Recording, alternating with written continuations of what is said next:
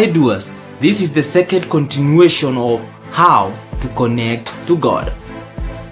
Most Christians in the world are unable to connect with God because they connect to God casually as human beings. And most of them, their prayers never get to pass above the roof of their houses. That's true. But the best people who know how best to connect with the spirit's world are the traditional people and the devil worshippers. Why? They know how to evoke the spirit. They create the environment. They know how to perform these rituals. They know the signs to give for these spirits to be awakened. But for the Christians, we try to pray it holy. And so we connect to God casually and we never get to connect to God. First things first. During the creation story, we received the breath of life. And when that breath of life was given to us, that was the human spirit that was given to us. Most times we never get to hear about the spirit. And when you ask people, what happens to people when they die? They'll tell you, when you die, your spirit ascends wherever to heaven. But most people never get to have the experience of letting the spirit be in control of their life. I'll tell you three most important things. When we are created, we are three people.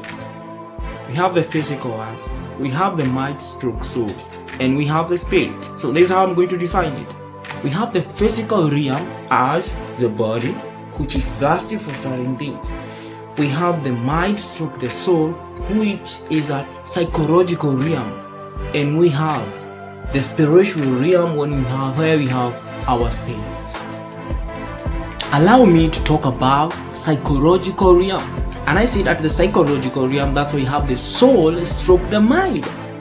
And at the psychological realm, this is where things like stress management are controlled.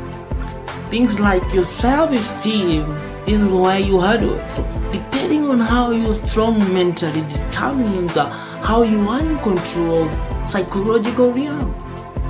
And God has given each one of us the ability to be in charge of the psychological realm. Things like, as a man thinking, so is he.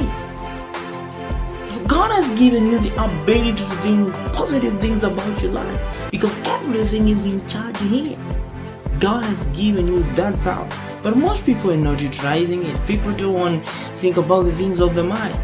But more than all, ladies and gentlemen, you are what you think. If you look at yourself and see yourself as a nobody, you are that nobody. If you look at yourself and see yourself as somebody, you are that somebody. So how are you in charge of your psychological realm? Then we go to the other bit, spiritual realm. And this is where now your spirit comes in. Sometimes you have challenges in life that are beyond your physical realm and psychological realm. So this is where now you need to be in a position to evoke the Spirit. God, yes, the Holy Spirit. You must be in that position to evoke the Spirit. And hear some people saying there are things happening in spiritual realm that we can understand.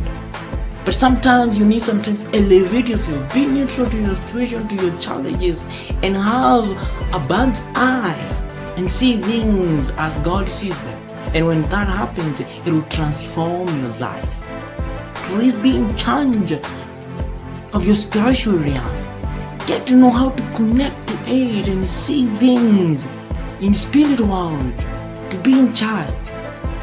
As I conclude, the question is, how do we connect to the spirit world as Christians? And all the similarities in various groups, call them Buddhism, devil worshippers, tradition people. One of the key things on how to evoke the spirit now for the Christian, the Holy Spirit, number one is songs. Songs are very important. Devil worshippers, Buddhism, anybody wanting to evoke spirit, you must have certain songs that when you sing them, you are able to open the spirit world in your life. So you have to choose a song that you need to sing that is going to open the spirit world. Number two, you must create the environment that can make you be in a position to evoke the spirit. And in fact, some of these people, like the devil worshippers, they wake up late at night because that time is cool. That time, the spirit, the devil can come and be part of it. So as a Christian, you need to choose time. Don't wake up at 4, don't wake up at 3, because you want to connect with the Spirit God, the Holy Spirit.